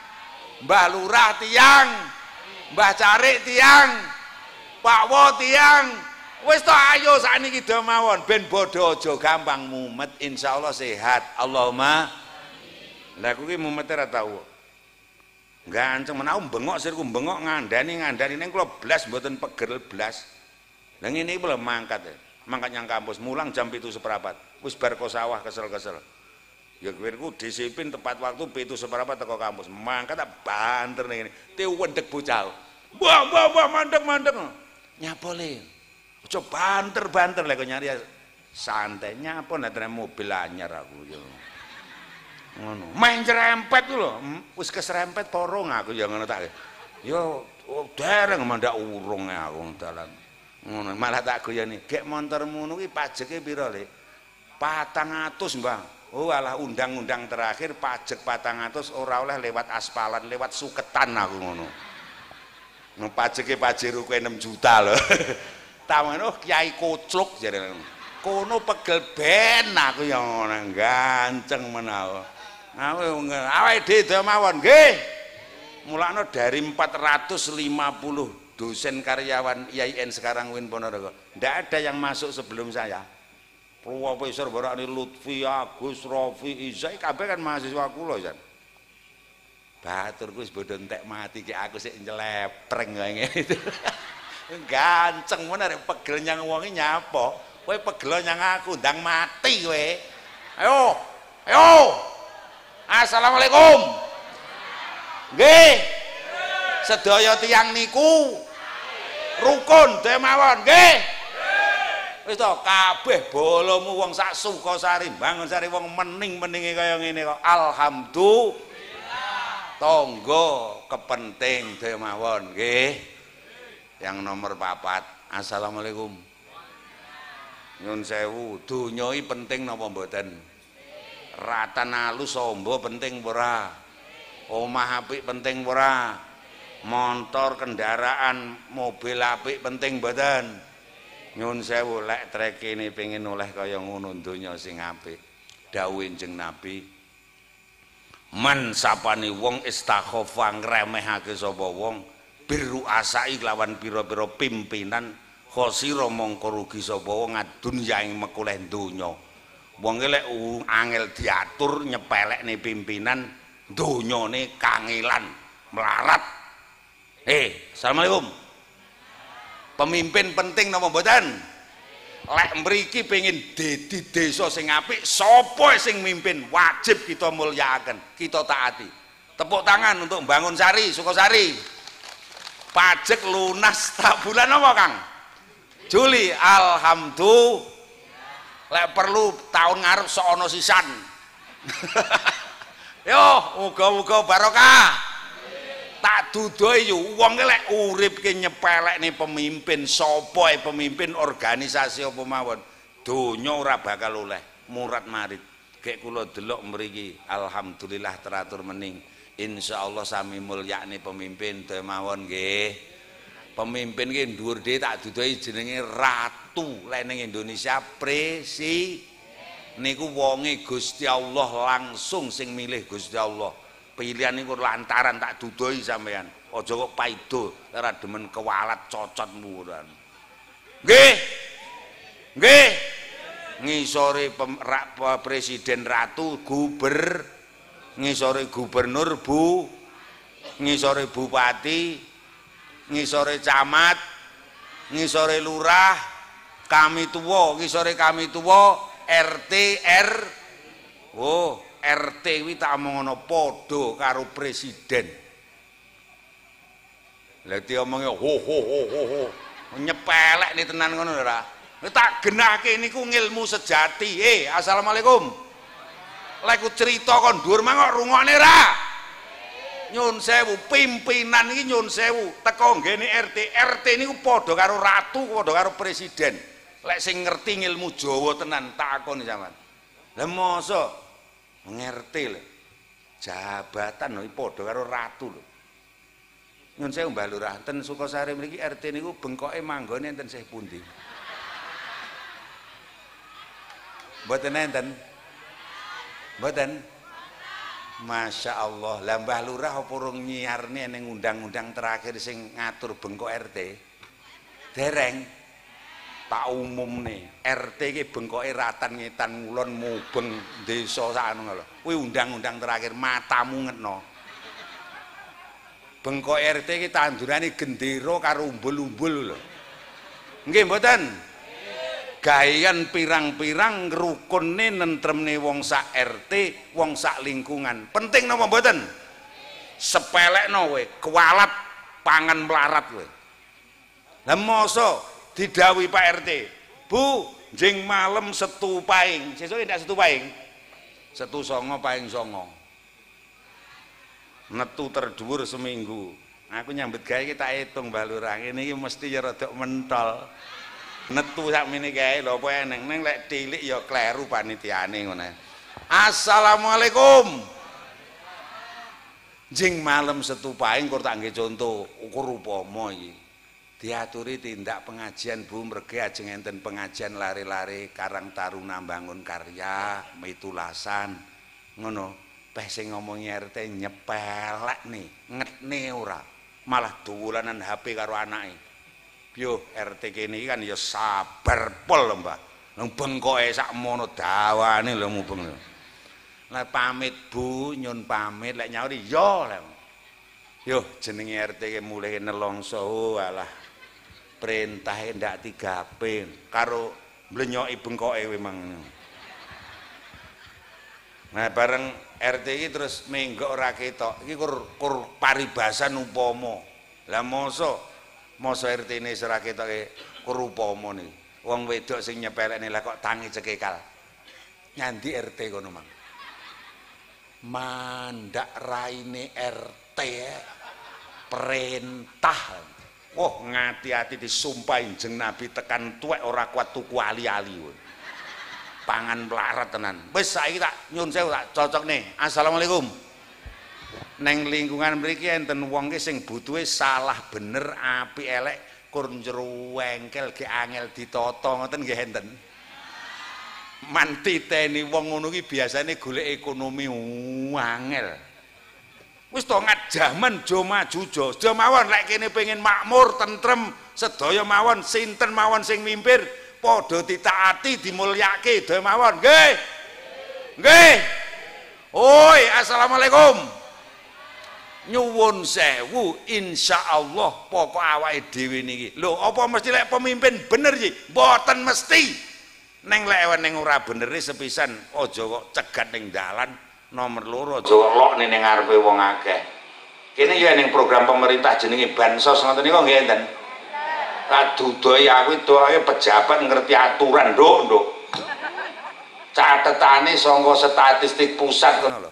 Lurah Bayan kami tuwa iku karek nampa catetan sapa sing nampa bansos. Ngoten lho nggih. Dalam istilah namanya by name by address, Mbah.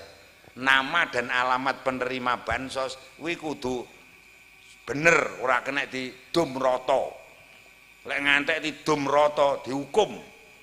Pomo kena didum rata nyang lurah didum rata wong sugih-sugih barang didumi ben jeber cocote.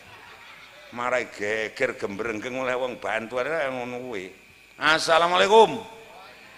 Gek nyun sewu mergo catetane iki kok Jakarta kuwi rada sok-soke kleru kan rada wong sugih. Nggih mboten? Ngono kuwi marai geger. Padahal Lurah Bayan kami tuwa ora ngerti babar pisan. Lah mosok perkara bansos kami tuwa disegat ning pertelon ceklekan ngono. Karo cincing, "Po, man, teko po." Jajal aku tak teko sing oleh bantuan ki wong sugih-sugih kaya bolomu apa wong ra duwe kaya bar aku. Cara aku dadi kami tuane tak tapuk mak plik. Lah pripun iki mara nyang omah. Lewo, saiki kami tuane kan nom-nom isine. Lewo. Aku iki wis tuwek lho, wo. Ya tole kami tuwa maksude. Dik kami tuwa, aku ki saiki rada tuwek lho wae, gek ya rada ringkih, ora ketek kuat nyambet gawe. Lek eneng bantuan ya katutna ta wae. Lah ngono kok ora ya lek eneng bantuan kaya ditata dhewe. Nggih mboten? Muga-muga tak dongakne wong sak Bangunsari, wong sak Sukasari kabeh ora oleh bantuan. Lah pinter iki. Lah sampean didongakne sugih rek ndak gelem ki piye? Yo muga-muga kula dongake sugih sedaya. Lek iso malah bantu, Allahumma. Lek ning bantuane kabeh ngaku miskin, ya ora? Beda men karo ning tarian.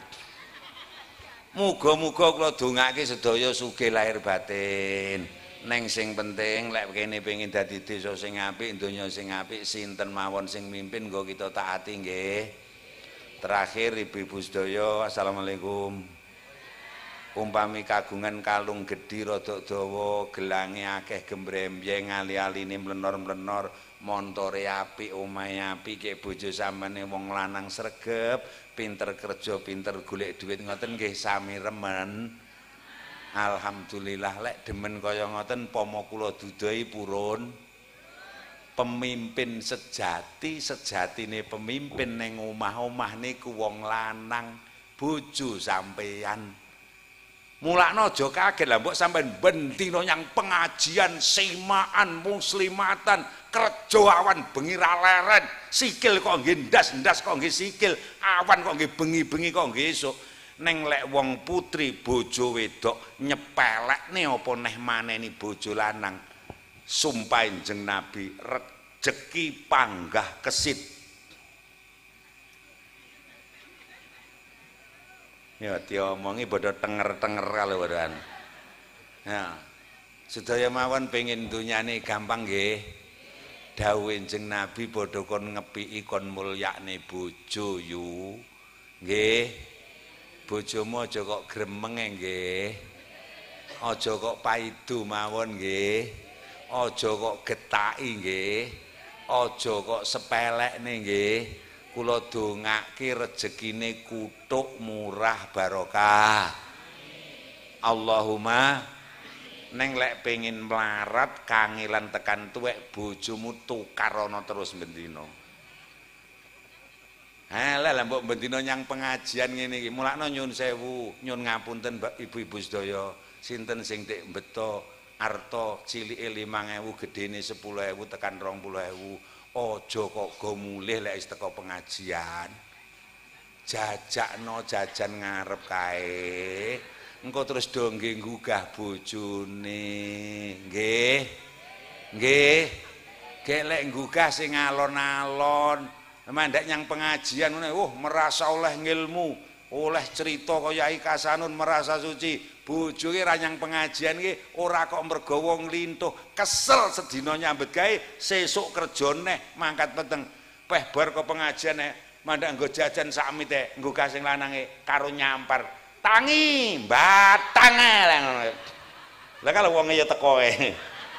Lah mbok ya sing penak nggo jajan saithik nyun sewu. Lek nyeluk garwane piye, Pak? Bah, Beb. Yang bangun dong. Ini loh jajan dari pengajian samit.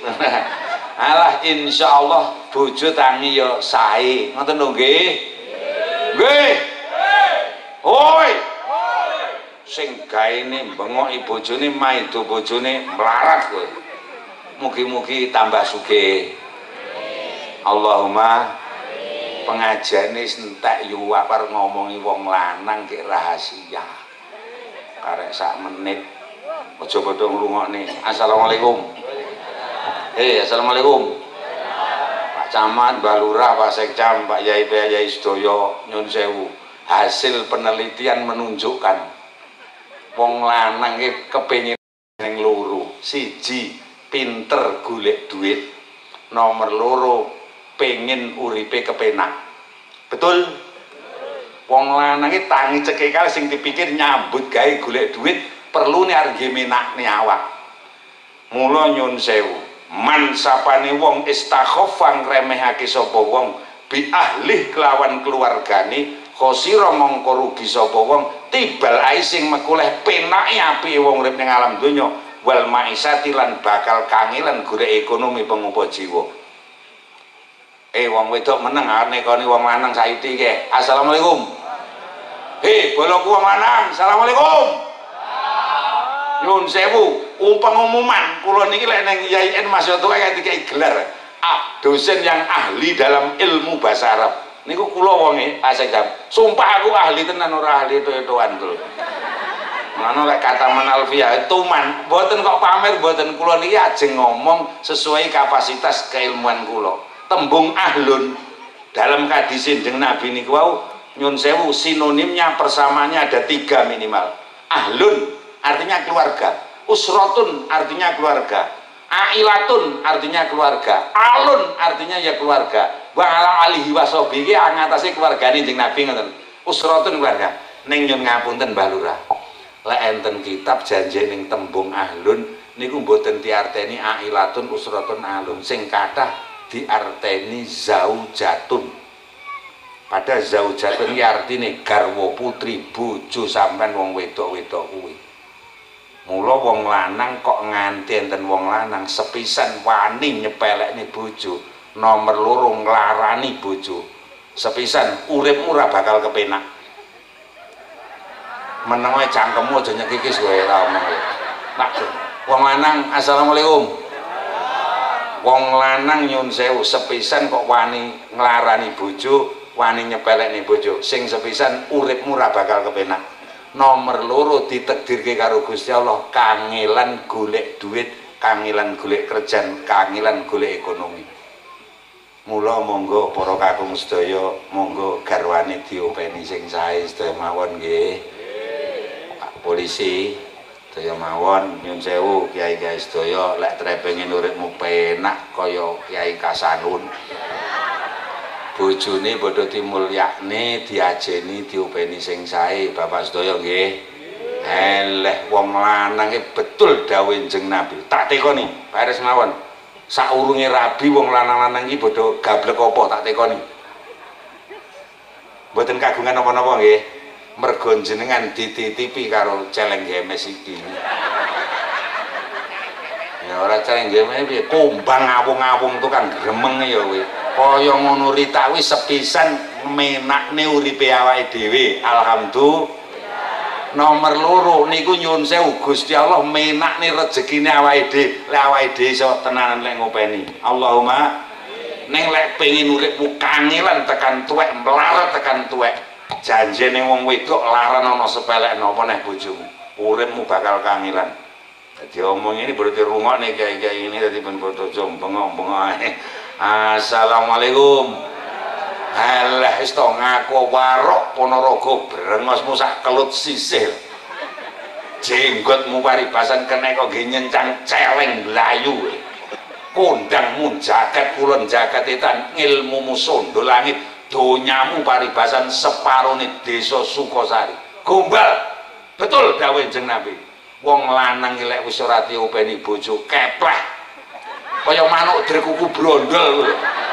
Kudanan ono iki. Betul. Ora teko kowe. Muga-muga sing rawuh niki sedaya wong sing urip makmur. Allahumma estu sejahtera lahir batin. Allahumma kuncine garwa putri kudu hormat karo kakung, wong kakung kudu iso mulyake bojo. Insyaallah selamat. Allahumma sinten sing ngajeng ngekeki tema ngaji kula tak kei dhuwit 500.000. Ning kula mboten beto dhuwit, mengke kula jalukne lurahe. Nyun ngapunten, tema malam ini saya membumikan nilai-nilai Pancasila di Bangun Sari Sukosari. Tepuk tangan untuk Yai Kasanun. Tambah 500 lah. Assalamualaikum. Assalamualaikum. Mboten krasa nggih kula tatar Pancasila. Mboten krasa blas to. Nyun sewu penatar internasional lho. Kula ajeng teko sila pertama Pancasila napa? Negara niki iso jejeg lek wonge kabeh nganggep agama iman penting. Betul?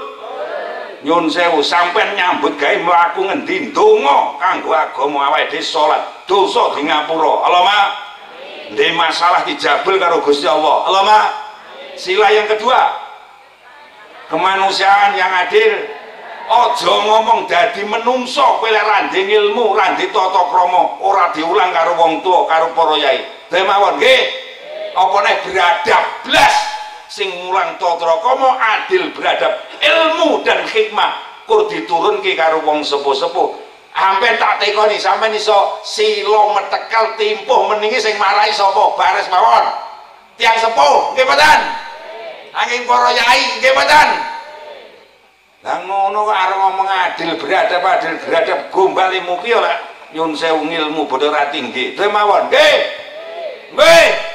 Mula aja sok nyepelekne karo wong tua. Muga-muga tambah berkah. Allahumma. Sila ketiga apa? Persatuan.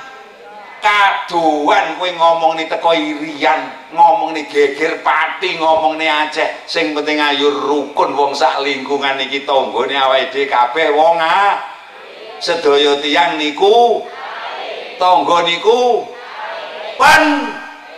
Tangga niku pen. Ya ngono lho, daya mawon nggih. Wis to iso rukun reja tentrem, persatuan bangun. Persatuan bangun. Insyaallah tentrem. Allahumma. Allahumma. Sila yang keempat. Paling nglakoni ra iso nerangne ra iso. Eleh, wis to eneng iso dadi desa meningi mergo eneng pemimpine. Ngoten lho nggih. Nggih. Apa pemimpin apa ya, apa organisasi, apa masyarakat, apa pemerintahan, pemimpin aja kok sepelekne. Nggih. Wong sak RT cukup diwakili Pak RT, hasil musyawarah dari RT. Aja wong sak RT kabeh nyocot. Krungu ora ta iki? Sak Bangun Sari iki cukup diwakili kami tua. Nggih.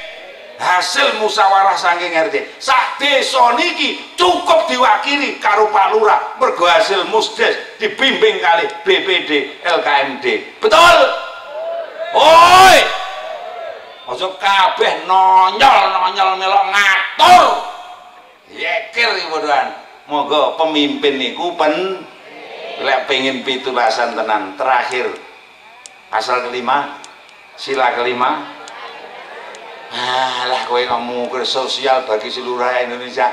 Sosialmu iki sing tenan adil saestu ki manggone ning keluargane dhewe. Ngoten lho nggih. Makmur tenan. Pokoke lek wong wedok ngabukti nyang wong lanang gelem nyambut gawe mulyane bojo. Alah adil sejahtera. Lek kur ngejine bantuane ora nyocot ora. Nggih mboten? Bu. Bapake disemangati ben sregep nyambut damel. Nggih. Nyun sewu ibu-ibu sedaya daya mawon insyaallah adil makmur sejahtera sosiale ngene dene iki. Muga-muga wong kene iki kabeh wong sing rukun.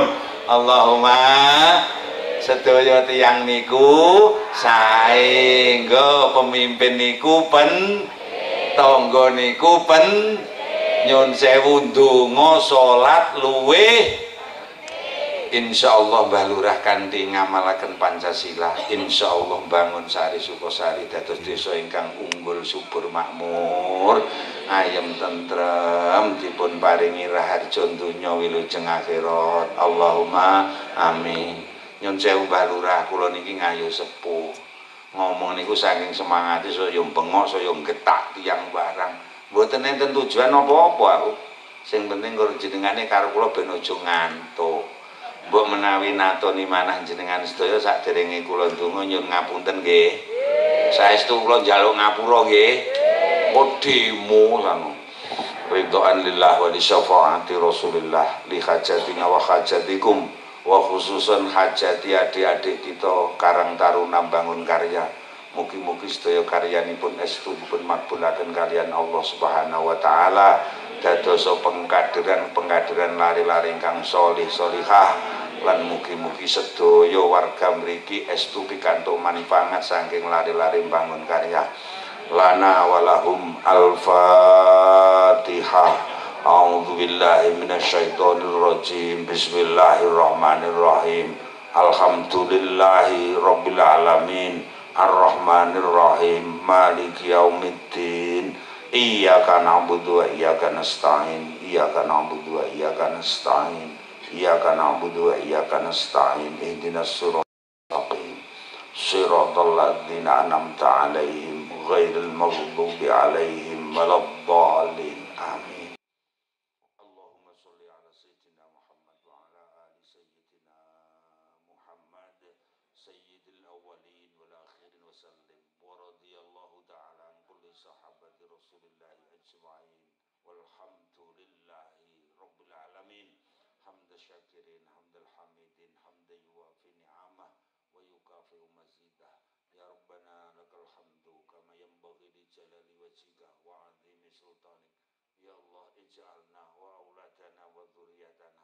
Hamdan yuwafi ni'amah wa yukafi'u mazidah ya Rabbana lakal hamdu kama yanbaghi li jalali wajhika wa 'azimi sultanik ya Allah ij'alna wa auladana wa dzurriyyatana wa jama'atana wa khususan man hadara hadzal majlis wa umuman min ahli Bangun Sari Sukosari kulliha min ahlil ilmi wa ahlil khair min ahlil ilmi wa ahlil khair min ahlil ilmi wa ahlil khair wa ahlil ibadah wa ahlis sholah bil jamaah wa ahlil amalis sholih wa ahlil ghina wa ahlil jah wa ahlis salamah summa ahlil jannah ya Allah tawil a'marona wa sahih ajzatina bi judika ya ghaniyu ya hamid ya rahman ya rahim sallimna sallimna sallimna sallimna sallimna sallimna sallimna ya Allah min afati bala'i fitnati dunya wa adzabil akhirah Rabbana atina fid dunya hasanah wa fil akhirati hasanah wa qina adzabannar subhana rabbika rabbil izzati amma yasifun wa salamun alal mursalin walhamdulillahi rabbil alamin. Allahumma sholli ala sayyidina Muhammad.